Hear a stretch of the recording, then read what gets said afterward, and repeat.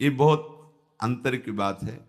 कोई आपके आसपास जीव मर रहा हो या कोई शरीर छोड़ रहा हो, मनुष्य शरीर, बिल्कुल आपके परिचय का नहीं, बिल्कुल आपको किसी भी तरह से वहां नहीं जाना चाहिए, ऐसा भी हो तो भी जाए।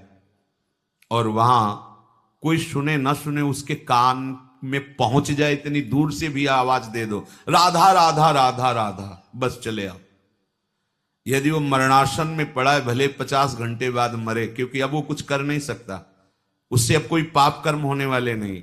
और उसके कान में पहुंच, जो कहने का है वही सुनने का है, बराबर फल मिलता है। इसीलिए भगवत चर्चा जो करते हैं, जो गति उनकी होती है वही भगवत चर्चा सुनने वालों की होती है। कथन श्रवण का एक ही फल है, कोई अंतराय नहीं। ऐसे ही जो भगवत भक्तों की, गुरुजनों की, हरि की निंदा करते हैं और जो सुनते हैं, दोनों यमपास में ही बांधे जाते हैं, दोनों का एक ही फल होता है, सुनने।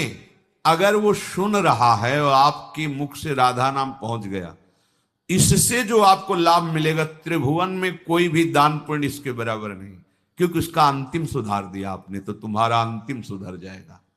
कोई भी कुत्ता है, कोई भी जीव मर रहा है, श्रवणेन्द्री तो है ही ना सबके पास, वो समझ नहीं रहा, पर राधा, और शरीर छोड़ेगा तो भगवान को प्राप्त होगा, प्रभु को प्राप्त होगा। ये सबकी समझ में आएगी नहीं बात, जीवन उसका सार्थक हो जाएगा, चाहे पशु हो, पक्षी हो, कोई हो। अंतिम, अगर कहीं आपको ऐसा अवसर मिले तो ऐसा करना।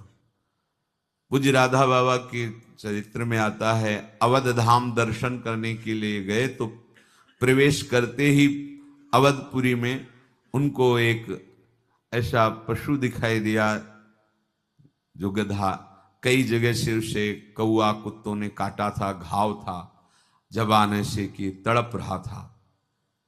संत का हृदय परम दयालु, दया से भरा होता है, मां की तरह होता है। बैठ गए, देखा लाखों मक्खियां भिन, अपना अचला उतारा, उसके घावों से मक्खियां हटाकर उड़ा दी। देखो कैसा संयोग, अवधपुरी का प्रभाव उस जीव को मिल रहा है। एक भगवत साक्षात्कार किए हुए महापुरुष का वस्त्र उसके शरीर में। बाबा उसके मस्तक पर हाथ है से, और बाबा राधा नाम प्रेमी, अयोध्या में सुना रहे हैं उसको, राधा राधा राधा।